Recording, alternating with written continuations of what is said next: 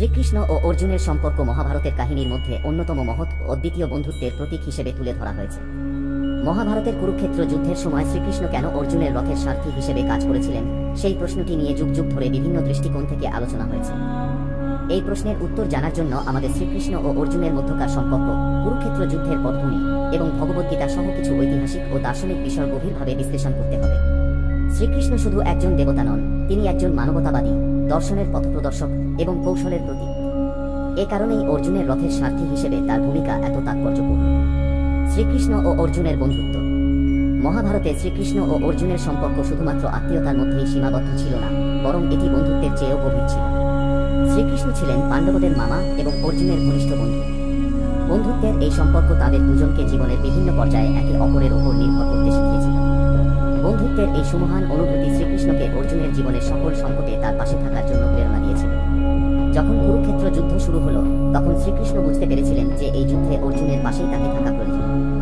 বন্ধুর জন্য শ্রীকৃষ্ণ কেবল বন্ধু হিসেবেই নন, তার সারথি হিসেবেও তার পাশে থেকে মানসিক ও আধ্যাত্মিক শক্তি প্রদান করেছিলেন।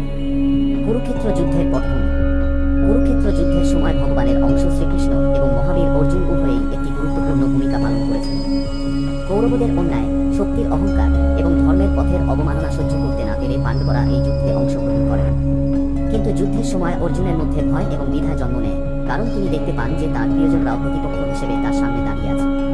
শত্রুপক্ষের কৌরবগণের মধ্যে তার নিজের ভাই বোন, শিক্ষক দ্রোণাচার্য এবং ঠাকুরদা ভীষ্ম সহ অনেক প্রিয়জন ছিলেন। এই পরিস্থিতিতে অর্জুনের মন দুর্বল হয়ে পড়ে এবং তিনি যুদ্ধ করতে অক্ষম বলে অনুভব করেন। এ সময় শ্রীকৃষ্ণ ছিলেন একমাত্র ব্যক্তি যিনি অর্জুনের মনের সংকট বুঝতে সক্ষম হন এবং তাকে সত্য ও ধর্মের পথে শিক্ষা দেন। ধর্মের পথ প্রদর্শক শ্রীকৃষ্ণ।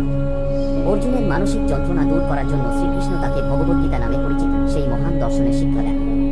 এখানে শ্রীকৃষ্ণ অর্জুনকে বোঝান যে জীবনে সত্য ও ধর্মের পথে চলার জন্য কখনো কখনো কঠিন সিদ্ধান্ত নিতে হয় এবং যে সিদ্ধান্ত ধর্মের পথে অবিচল থাকতে সহায়ক, সেটি সর্বোৎকৃষ্ট। শ্রীকৃষ্ণ বলেন যে যেহেতু এই যুদ্ধ ধর্ম প্রতিষ্ঠার জন্য, তাই তাকে সমস্ত প্রতিকূলতা পেছনে রেখে আত্মসংশয় ত্যাগ করতে হবে।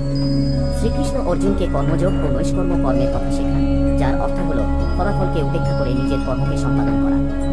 শ্রীকৃষ্ণের সারথি হওয়ার দার্শনিক ও আধ্যাত্মিক তাৎপর্য। শ্রীকৃষ্ণ অর্জুনের রথের সারথি হিসেবে কাজ করে মানবজাতির প্রতি একটি গুরুত্বপূর্ণ বার্তা প্রদান করেছেন। তিনি প্রতিটি অর্থে মানব জীবনের রথ চালানোর দায়িত্ব গ্রহণ করেছেন। এভাবে শ্রীকৃষ্ণ অর্জুনকে এবং মানব জাতিকে শিখিয়েছেন যে জীবনের প্রতিটি পর্যায়ে একজন প্রকৃত গুরু বা উপদেশদাতা প্রয়োজন, যিনি দৃষ্টিভঙ্গি প্রদর্শন করতে সক্ষম। শ্রীকৃষ্ণ নিজের সারথি হওয়ার মাধ্যমে বোঝাতে চেয়েছেন যে একজন আত্মোপলব্ধিমান ব্যক্তি সমস্ত প্রকার বন্ধনের ঊর্ধ্বে ওঠে এবং জীবনের সত্যিকারের অর্থ উপলব্ধি করে।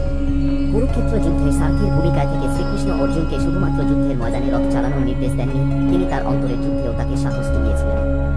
এছাড়া সারথি হয়ে শ্রীকৃষ্ণ মানবতার প্রতি তাঁর দায়িত্ব পালন করে দেখিয়েছেন এবং পরোক্ষভাবে তিনি মানুষের জীবন রথের চালক হয়ে থাকেন। এর মাধ্যমেই শ্রীকৃষ্ণ পৃথিবীকে দেখিয়েছেন যে প্রকৃত অর্থে ধর্মের পথে পরিচালনার দায়িত্ব মানুষের নিজস্ব নয়, বরং এক অনন্ত শক্তির সাহায্যে তা সম্পাদিত হয়। ভগবদ্গীতা শ্রীকৃষ্ণের সারথি হওয়ার শিক্ষার প্রতিফলন। শ্রীকৃষ্ণের সারথি হওয়া শুধু যুদ্ধের কৌশলেই নয়, বরং আধ্যাত্মিক শিক্ষার এক শক্তিশালী রূপ। ভগবদ্গীতার শিক্ষা শ্রীকৃষ্ণের এই সারথি হওয়ার তাৎপর্যই প্রকাশ করে। ভগবদ্গীতার প্রতিটি অধ্যায়ে শ্রীকৃষ্ণ অর্জুনকে যে শিক্ষা প্রদান করেছেন, তা আমাদের জীবনের দৈনন্দিন পরিস্থিতিতে প্রাসঙ্গিক। তিনি অর্জুনকে মনে করিয়ে দেন যে তিনি কেবলমাত্র নিজের মনের দুর্বলতা কাটিয়ে উঠলেই প্রকৃত বিজয়ের পথে অগ্রসর হতে পারবেন। শ্রীকৃষ্ণের সারথি হওয়ার কারণে অর্জুন জীবনের প্রকৃত দৃষ্টিভঙ্গি ও আধ্যাত্মিকতার জ্ঞান লাভ করেন। যুদ্ধের সময় শ্রীকৃষ্ণের কাছ থেকে প্রাপ্ত শিক্ষাগুলি অর্জুনকে কেবলমাত্র যুদ্ধ জয়ের পথে নয়, বরং জীবনের সত্য উপলব্ধির পথে সাহায্য করে। ভগবদ্গীতা অনুসারে শ্রীকৃষ্ণ অর্জুনকে বোঝান যে মানব জীবনে যুদ্ধ কেবল বাহ্যিক নয়, বরং অন্তর্গত হয়, যা স্বীয় মনের দুর্বলতা ও আবেগকে জয় করে জীবনের মূল লক্ষ্য অর্জনের দিশা দেখায়। শ্রীকৃষ্ণের সারথি হওয়া কোনো সাধারণ ঘটনা নয়, এটি এক আধ্যাত্মিক বার্তা ও ধর্মের বিজয়। তিনি অর্জুনকে জীবনযুদ্ধে এবং আত্মোপলব্ধির পথে এক নতুন পথ প্রদর্শন করেছেন। শ্রীকৃষ্ণের সারথি হওয়ার মাধ্যমে তিনি মানুষকে বোঝাতে চেয়েছেন যে প্রকৃতির পথ অনুসরণ করাই মানব জীবনের উদ্দেশ্য এবং একজন সত্যিকারের বন্ধুর দায়িত্ব শুধুমাত্র বাহ্যিক সহায়তা নয়, বরং আত্মিক শক্তি প্রদান করা।